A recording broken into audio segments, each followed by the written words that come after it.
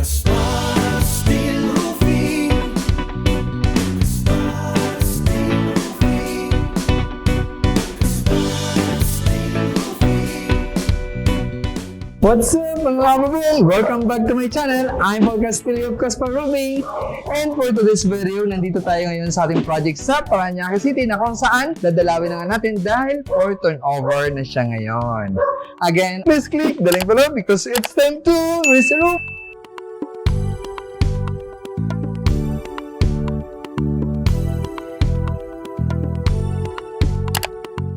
Wow! Ang ganda ng pakagawa ng bubong. Di ba? Tingnan mo yung L flashing natin. Standard yan. Yan. Yung L flashing. Actually, standard size to. Medyo malapad. Ilapara na natin siya. At saka ito, tinaasan na rin natin. In-overlap natin yun dun sa existing para bumaon siya sa concrete. So, grenade talaga yan sa wall. And then, kinoncrete nail. Tapos, ilagyan natin siya ng sealant. Ang linis, di ba? Ganda. Tsaka yung gutter. Tignan mo yung gutter. Ano yung pinagbago? But yung gutter na to, very simple lang. Medyo may dating. Kasi nga, nababagay naman yan sa bahay. Tsaka ito, yun yung gutter hanger.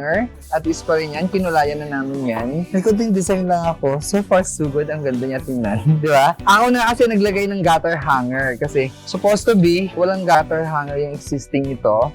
So, pinalagyan na lang natin kasi mas matibay talaga pag may gutter hanger. Depende na lang yun sa reference ng ating client. Aside from gutter hanger, meron tayong stiffener. So, everyone put yung distansya ng ating stiffener. Ang purpose kasi nito, para supportahan yung gutter para hindi siya bumuka. Tapos yung gutter hanger, same din. At saka yung supportahan ito sa ilalim. Diba? Titingnan lang natin kung okay kila sir. Magpagawa tayo, hingi tayo ng review. Pero pwede namang message lang. Review lang kailangan natin kay sir. Siguro nahiya lang, baka mahiya si sir magpa-interview. So, yun ito na siya, di ba?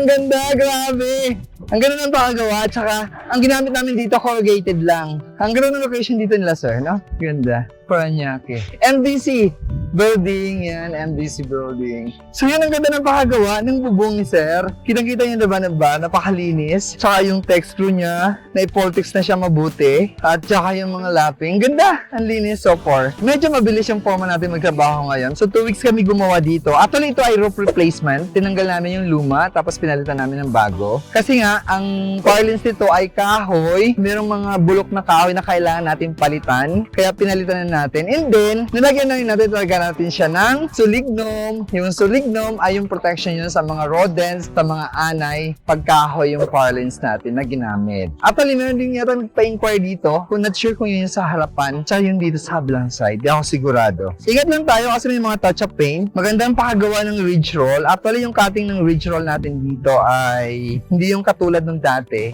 na pinupukpok siya. So, ang ginagawa namin talaga, binibend namin siya at saka ginugupit. Tulad nito. Yan. So, ginugupit lang yan ni Foreman Dimwell. Dire-diretso yan hanggang dun sa dulo. So, yung ginamit namin dito ay 0.6 mm or gauge 24 na corrugated. So far, okay naman kasi yung corrugated kila, sir. Kasi nga, matibay yung corrugated. Tingnan mo naman kahit anong gawin natin compared dun sa rib. Yun nga lang, medyo kakain ka ng maraming materials dito kasi makitid yung lapad ng corrugated compared dun sa rib type. Pero ito kasi is long span. Hindi siya ordinary corrugated. So, corrugated siya na long span. Sarap magpa-araw, no? Sobrang init. Huwag lang magkaroon ng mga spot-spot. Okay na yan. Pati mga gutter natin, stiffener at saka yung mga end flashing, yung ridge roll. So far, so good. 100%.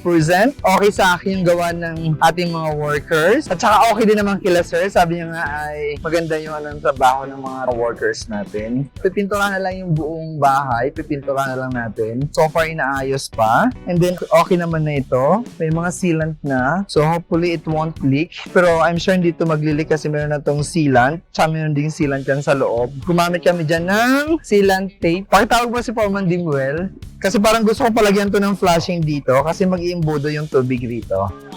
So, kailangan malagyan natin to ng flashing from here papunta doon para yung tubig ay hindi mag-iimbudo rito. ito yung gagawin natin. Palagyan natin dito ng flashing from bridge hanggang dito. Tapos, para yung tubig hindi siya mag-iipon dito. Kasi sometimes, pag nag-ipon yung tubig dyan, kahit may sealant, magkakaroon pa rin ng chance na ng leak yan dahil mabababa yung tubig dito. Minsan, hindi rin pag okay yung pakasilan, pero doon na tayo sa sigurado. Kasi, syempre, alam mo naman, yung nakatira dito ay matanda na. So, as much as possible, kailangan wala na silang maintenance. Wala na silang iisipin na kailangan i-maintain nila. Pa-correct na lang natin kay Foreman Dingwell. At saka ito pala, ang ginawa namin dito ay continuous gutter. Continuous gutter yung tawag nito kasi wala siyang downspout doon, wala nang dadaanan na tubig. Tulad niyan, dito dadaan yung tubig hanggang doon, papunta dyan sa gutter natin. And then, yung tubig dito, gagapang naman yan sa gutter na yan, papunta rito sa baba. Kasi nandyan yung kanyang downspout. At saka ito yung roofing na to. Meron to tatlong part yung roofing ng bahay nila. Ito dito ay main roof. Ang tawag nito main roof. Tapos meron tayo isang lower roof. May mga lower roof din to sa gilid. Yung pinakita ko sa inyo nyo na meron siyang wall flashing. Pero silipin ko na rin kung merong wall flashing siya. So ayun, may wall flashing din siya. Ito. So maganda pa kagawa ng wall flashing natin. Kasi kinat talaga yan ng individual ni Foreman Dingwell. Hindi yan pinupukpok. Kasi normally yung iba dyan pinupukpok lang. Pero tayo, ang ginagawa natin ay kinakat natin para malinis siya tingnan. Ito, tinasa na namin to para lumagpas siya dun sa existing wall flashing niya. Kasi after yung original nito, nakapako lang siya. Pero yung ginawa natin, nakagline talaga sa wall. Tapos nalagyan na natin siya ng sealant. Again, ito rin. So meron tong palaman, naka-sandwich sealant tape to. Tapos bago natin siya ni-rivets. Ito, itong mga to, pinturahan na lang natin. Ayusin na lang yung painting yan. Ito, ang ganda, diba? Siya ang ganda ng gutter natin. Nakita mo ba? Ang ganda ng gutter. Design ko yan eh. Ito, pinturahan na rin natin to. Kasi okay pa yung wood niya. Hardwood kasi. Ang nagandahan lang yung unang kahoy talaga ay hardwood. Napakaganda. Yun ay mga polycarbonate skylight. Yung tawag pala dyan ay skylight polycarbonate. Pwede siya sa mga parking, tulad niyan. Better na siya gamitin compare dun sa glass kasi minsan yung glass talaga sobrang init. Unlike pag polycarbonate, na-neutralize niya yung init na pumapasok sa ating bahay. So yun, that's end for my video and I hope nagustuhan yung video ito. Please give me a like and comment down below kung mayroon kayong katanungan at sisikapin namin sagutin with my technical team. Again, I'm Paul Castillo of Caspar Roofing at lagi niyo lang tatandaan, umulan man, umaraw at bumagyo, ang Caspar Roofing ay laging andyan. Safety is way of life. See you in the next video. Yahoo! Let's visit www.casparroofing.ph or Caspar Steel Roofing Incorporated in our Facebook page. Caspar